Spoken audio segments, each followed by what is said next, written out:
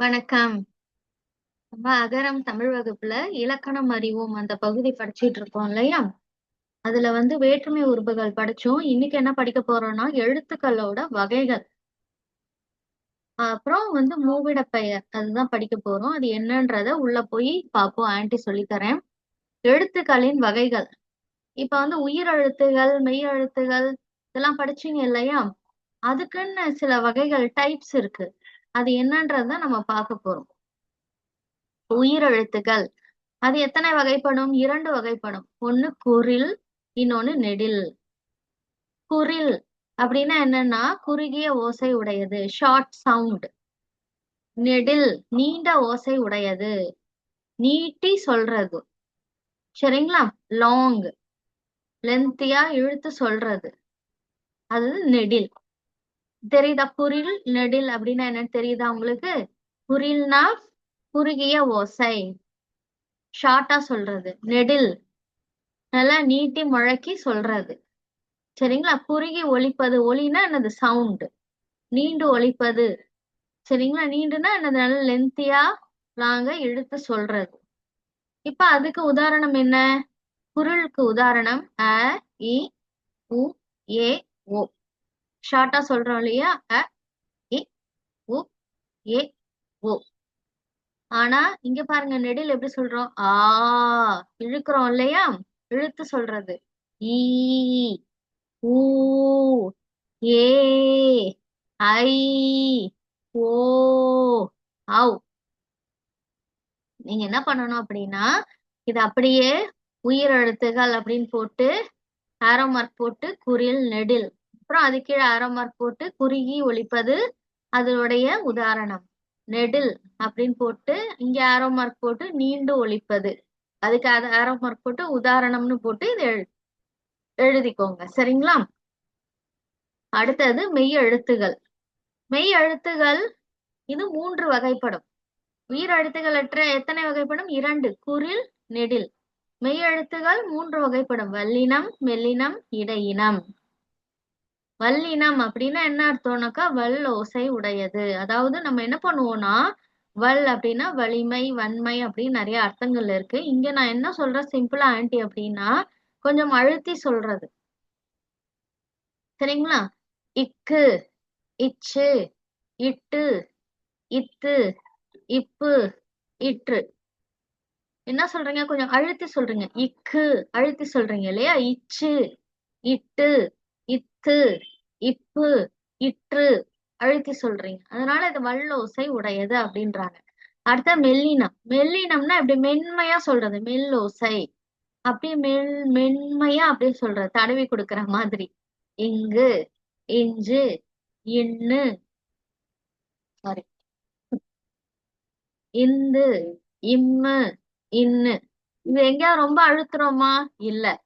ரொம்ப மைல்டா சொல்றோம் இல்லையா? இங்கு, இஞ்சு, இன்னு, இந்து, இம்மு, இன்னு. இல்லையா? அதனால இது மெல்லோசை. அடுத்தது இடையினம்.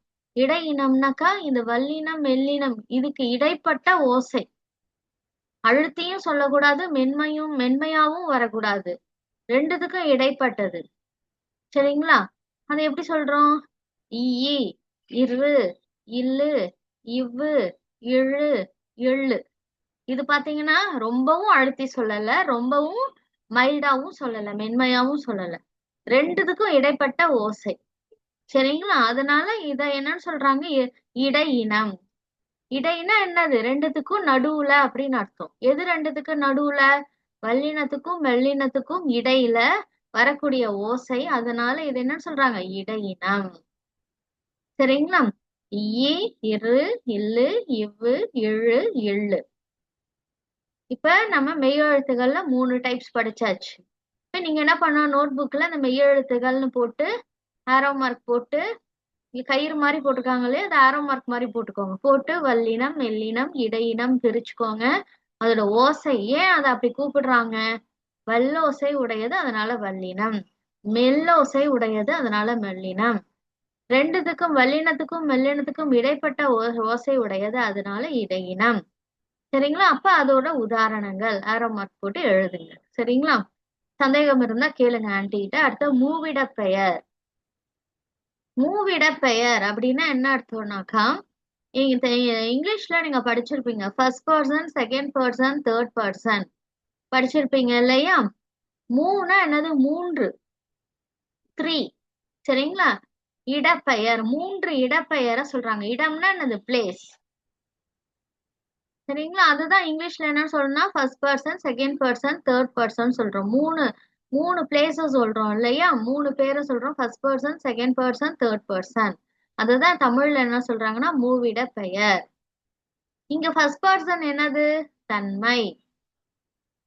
செகண்ட் பர்சன் என்னது? முன்னிலை. தேர்ட் பர்சன் என்னது? படர்க்கை. நீங்க எழுதும் பொழுதே மூவிட பெயர்னு போட்டு கீழே first person, second person, third person போட்டுக்கோங்க பிராக்கெட்ல இங்கிலீஷ்ல. அப்புறம் இதே மாதிரி தன்மைன்னு எழுதிட்டு அதுக்கு கீழே ஃபர்ஸ்ட் பர்சன், முன்னிலைன்னு எழுதிட்டு அதுக்கு கீழே செகண்ட் பர்சன், படற்கைன்னு எழுதிட்டு அதுக்கு கீழே தேர்ட் பர்சன் அப்படின்னு எழுதுங்க. சரிங்களா? இப்ப வந்து ஃபர்ஸ்ட் பர்சன்னா என்னது? நம்மளே நாமளே சொல்லிக்கிறது, தன்னை குறிப்பது. அதாவது ஃபர்ஸ்ட் பர்சன்ல மோஸ்ட்லி என்ன வரும்? ஐ, வி. ஐனா என்னது? நான். வீனா என்னது? நாங்கள், நாம். அதுதான் இங்க சொல்றாங்க. ஐனா என்னது? நான். வீணா என்னது? நாங்கள், நாம். அப்ப நம்மள நாமளே குறிச்சுக்கிறது என்னது? குறிப்பிட்டு சொல்லிக்கிறது தன்மை. தன்னைத்தானே குறிப்பிட்டு சொல்லிக்கிறது தன்மை. முன்னிலை. முன்னிலைன்னா என்னது? நமக்கு முன்னாடி இருக்கிறவங்கள குறிப்பிட்டு சொல்றது, பாயிண்ட் அவுட் பண்ணி சொல்றது. நமக்கு முன்னாடி யார் இருக்காங்களோ அவங்கள பாயிண்ட் அவுட் பண்ணி நம்ம சொல்றது. நமக்கு முன்னாடி இருக்கிறவங்கள நம்ம இங்கிலீஷ்ல என்னன்னு சொல்லுவோம்? யூ. நீ, நீங்கள். யூ. சரிங்களா? அதனால இதுக்கு பேர் என்னது? முன்னிலை. நமக்கு முன்னாடி இருக்கிறவங்கள சொல்றதுனால இது முன்னிலை. படற்கை அப்படின்னா என்ன அர்த்தம்னா, நம்மளையும் சொல்லாம, நமக்கு முன்னாடி இருக்கிறவங்கள பத்தியும் சொல்லாம, அதையும் தாண்டி மூணாவதா ஒரு ஆள் இருப்பாங்க இல்லையா? அவங்கள பத்தி சொல்றது. இங்கிலீஷ்ல தேர்ட் பர்சன் அப்படின்னு சொல்லுவோம் இல்லையா? யாரெல்லாம் தேர்ட் பர்சன் சொல்லுவோம்? ஹி, ஷி, இட், தே சொல்லுவோம் இல்லையா? ஹீனா அவன், ஷீனா அவள், இட்டுனா அது, தேனா அவை, அவர். சரிங்களா? ஹீனா அவன், ஷீனா அவள், இட்டுனா அது, தேனா அவை, அவர். அப்ப நம்மளையும் சொல்லாம, எதிரில நமக்கு முன்னாடி இருக்கிறவங்கள பத்தியும் சொல்லாம, மூணாவதா இருக்கிற ஒருத்தங்களை பத்தி சொல்றது என்னது? படற்கை, தேர்ட் பர்சன். சரிங்களா? இந்த எக்ஸாம்பிள்ல நீங்க எழுதிக்கோங்க. ஐ, வீன் பிராக்கெட்ல எழுதிக்கோங்க, யூன் பிராக்கெட்ல எழுதிக்கோங்க. இங்க வந்து ஹி, ஷி, இட், தே அப்படின்னு பிராக்கெட்ல எழுதிக்கோங்க. இது அப்படியே நீங்க நோட் புக்ல எழுதணும், ஆரோ மார்க் போட்டு. அடுத்தது பார்க்க போறது எக்ஸாம்பிள்ஸ். நான் படிக்கிறேன். நீங்க எப்பவுமே வந்து இந்த தமிழ் வார்த்தைகளை இங்கிலீஷ்ல வந்து திங்க் பண்ணுங்க. அப்ப உங்களுக்கு ஈஸியா இது வந்து என்ன ஃபர்ஸ்ட் பர்சனா, செகண்ட் பர்சனா, தேர்ட் பர்சனான்னு ஈஸியா ஐடென்டிஃபை பண்ண முடியும். சரிங்களா? தன்மையா, முன்னிலையா, படற்கையான்னு எப்படி உங்களால ஈஸியா புரிஞ்சுக்க முடியும்? இங்கிலீஷ்ல திங்க் பண்ணுங்க. சரிங்களா? அப்ப நான் படிக்கிறேன். இந்த நான்றது என்னது? First person. நான் படிக்கிறேன். அடுத்தது நாம் படிக்கிறோம். இந்த படிக்கிறேன், படிக்கிறோம்னா இருக்கு இல்லையா? இதெல்லாம் இங்கிலீஷ்ல திங்க் பண்ணும் பொழுது அது வந்து ஃபர்ஸ்ட் பர்சனை குறிக்குதா, செகண்ட் பர்சனை குறிக்குதா அப்படின்ட்டு உங்களால ஈஸியா ஐடென்டிஃபை பண்ண முடியும். சரிங்களா? நான் படிக்கிறேன், ஃபர்ஸ்ட் பர்சன். நாம் படிக்கிறோம், ஃபர்ஸ்ட் பர்சன். I, we. அடுத்தது நீ ஓடுகிறாய், செகண்ட் பர்சன். யூ. நீனா என்னது? யூ. நீங்கள் ஓடுகிறீர்கள். இங்கேயும் யூக்கு என்னது? நீயும் சொல்லலாம், நீங்களும் சொல்லலாம். இதுவும் என்னது? Second person. அப்ப ஓடுகிறாய், ஓடுகிறீர்கள், இதெல்லாம் வந்து இங்கிலீஷ்ல திங்க் பண்ணும் பொழுது உங்களுக்கு இந்த இடத்துல இது ஃபர்ஸ்ட் பர்சன் வருமா, இல்ல செகண்ட் பர்சன் வருமா, தேர்ட் பர்சன் வருமா, இந்த ரெட்ல இருக்கிறது அப்படின்னு உங்களால ஈஸியா ஐடென்டிஃபை பண்ணிக்க முடியும். சரிங்களா? இன்னும் பை பிராக்டிஸ்லயும் நீங்க ஈஸியா கத்துக்க முடியும். அடுத்தது அவள் ஆடுகிறாள். அவள், இது என்னது? Third person. அவர்கள் ஆடுகிறார்கள். இதுவும் என்னது? தேர்ட் பர்சன், தே. சரிங்களா? அவள்ன்றது ஷீ. அடுத்தது காகம் பறந்து வந்தது. அது மரக்கிளையில் அமர்ந்தது. அது அப்படின்றது என்னது? Third person, it. மான்கள் குளத்தின் அருகே வந்தன. அவை நீர் குடித்தன. அவை அப்படின்றது என்னது? தேர்ட் பர்சன், தே. சரிங்களா? புரிஞ்சுதா உங்களுக்கு? மோஸ்ட்லி ஒரு ஈஸியா ஒரு டிப் சொல்றேன். ஏன், ஓம், இதெல்லாம் வந்து லாஸ்ட்ல முடியக்கூடிய அந்த எழுத்தை மட்டும் பாத்துக்கோங்க. அது அது கூட நீங்க டிப்ஸா வச்சுக்கலாம். அப்படி வரும் பொழுது என்னது? மோஸ்ட்லி ஃபர்ஸ்ட் பர்சன்ல வரும். ஆய். இந்த இடத்துல என்ன வருது? ஓடுகிறாய், ஓடுகிறீர்கள். சரிங்களா? இதெல்லாம் கொஞ்சம் டிப்ஸா வச்சுக்கோங்க. எழுத எழுத பழக பழக உங்களுக்கு வந்துடும். இது வந்து இதுவே வந்து டிப் வந்து பர்ஃபெக்ட் கிடையாது. உங்களுக்கு புரிதலுக்காக ஆன்ட்டி சொல்றேன், வேற எதுவும் இல்ல. சரிங்களா? ஒரு நீங்க பை பிராக்டிஸ்ல எழுத எழுததான் உங்களுக்கு வந்து இந்த படிக்கிறேன் வந்தாக்கா நான் படிக்கிறேன் வருமா, நாம் படிக்கிறேன் வருமா, அதெல்லாம் வந்து பை பிராக்டிஸ்ல தான் வரும். அதனாலதான் ஆன்ட்டி இங்கிலீஷ்ல திங்க் பண்ண சொல்றேன்.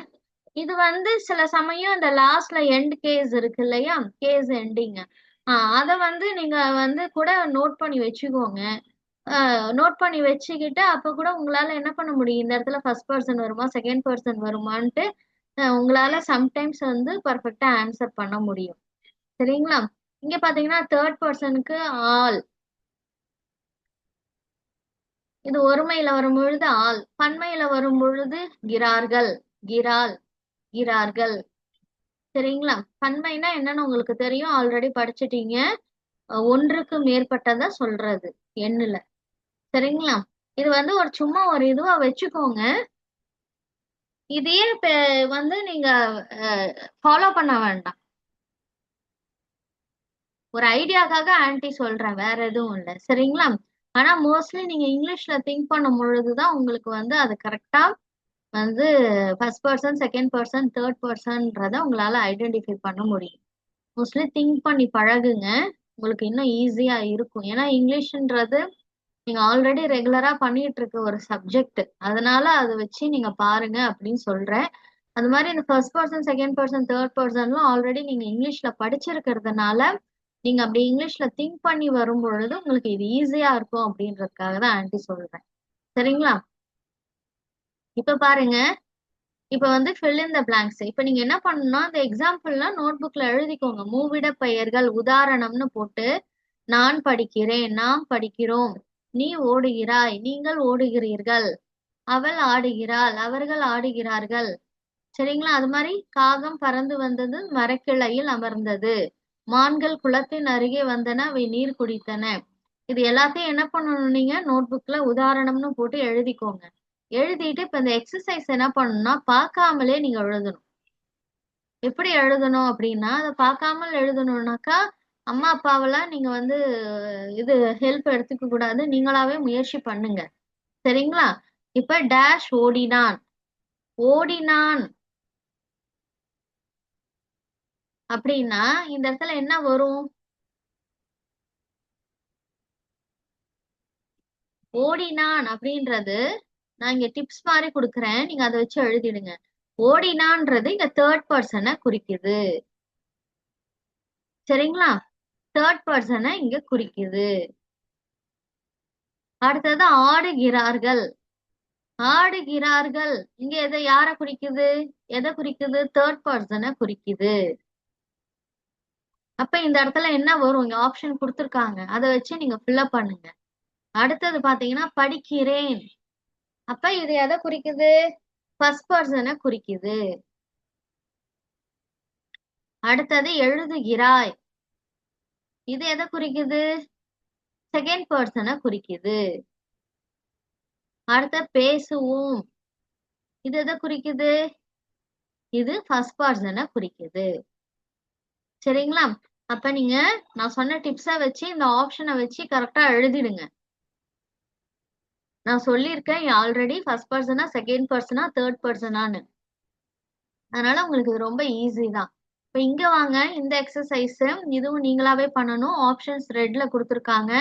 எது வருமோ அதை எழுதி அண்டர்லைன் பண்ணணும். இதுலயும் என்ன ஆப்ஷன் வருமோ அதை எழுதி அண்டர்லைன் பண்ணணும் கலர் பெண்ணால. இப்ப இங்க பாருங்க, டேஷ் படிக்கிறேன். இங்க வந்து இந்த கேஸ் எண்டிங்கே நீங்க வந்து இன்னும் நோட் பண்ணிக்கோங்க. சரிங்களா? அதுவும் உங்களுக்கு சம்டைம்ஸ் வந்து ஹெல்ப்ஃபுல்லா இருக்கும்.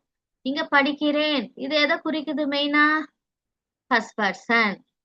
வரைகிறாய், இது எதை குறிக்குது? Second person. அப்ப நீங்க இந்த இடத்துல வந்து ஃபர்ஸ்ட் பர்சனுக்குள்ள வார்த்தைகள் தான் கொடுத்துருக்காங்க. ஐ, வி, யூ அதெல்லாம் கொடுத்துருக்காங்க.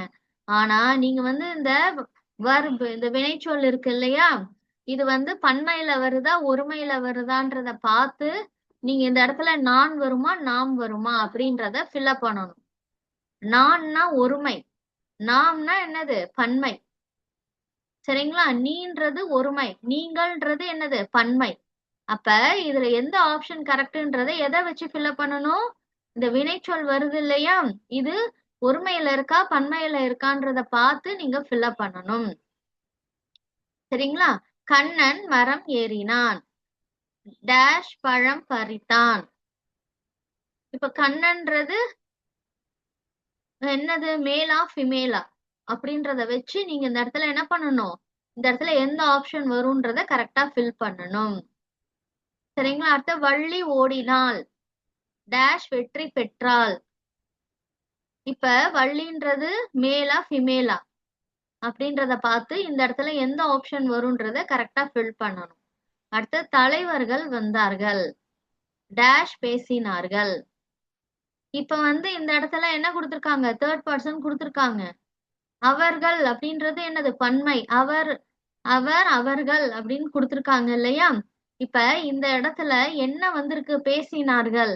இப்ப இதுல வந்து எந்த இடம் வந்து எந்த இந்த அவர்கள் கரெக்டா வருமா அவர் கரெக்டா வருமா இந்த இடத்துல வந்து திங்க் பண்ணி இந்த கேஸ் எண்டிங் லாஸ்ட்ல இருக்கு பாருங்க, அதை வச்சு நீங்க இதுல எது கரெக்டா வரும்ன்றத நீங்க ஃபில்அப் பண்ணுங்க.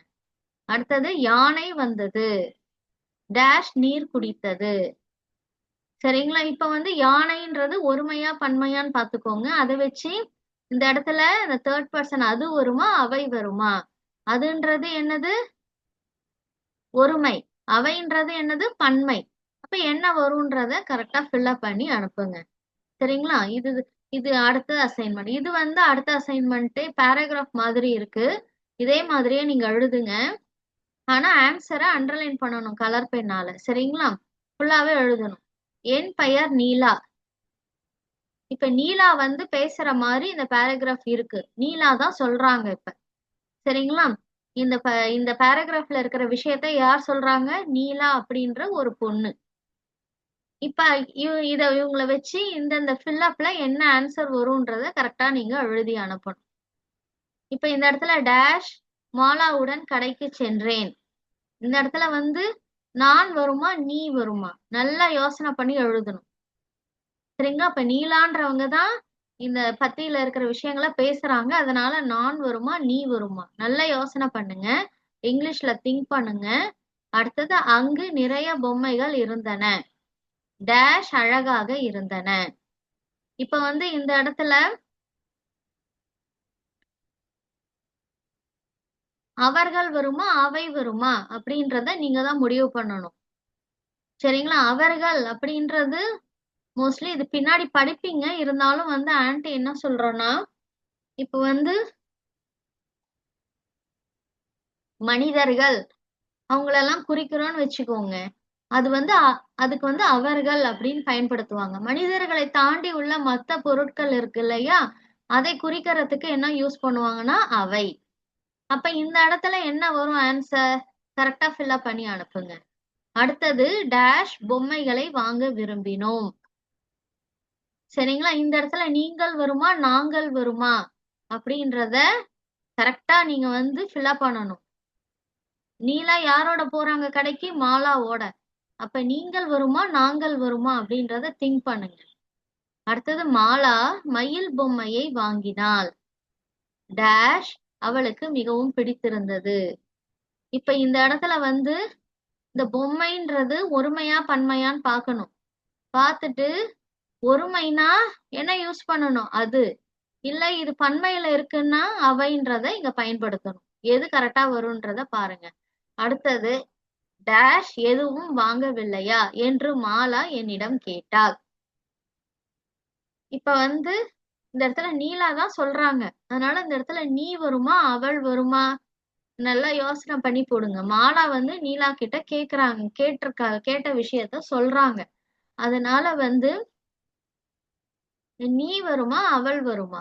நல்லா யோசனை பண்ணி எழுதுங்க. சரிங்களா? செகண்ட் பர்சன் வருமா தேர்ட் பர்சன் வருமான்றத நல்லா யோசனை பண்ணி எழுதுங்க. அடுத்தது டேஷ் யானை பொம்மை வேண்டும் என்று கூறினேன். இப்ப நீலா தான் அத பத்தி பேசுறாங்க இல்லையா? அப்ப இந்த இடத்துல உனக்கு வருமா எனக்கு வருமான்றத ஃபில்அப் பண்ணணும்.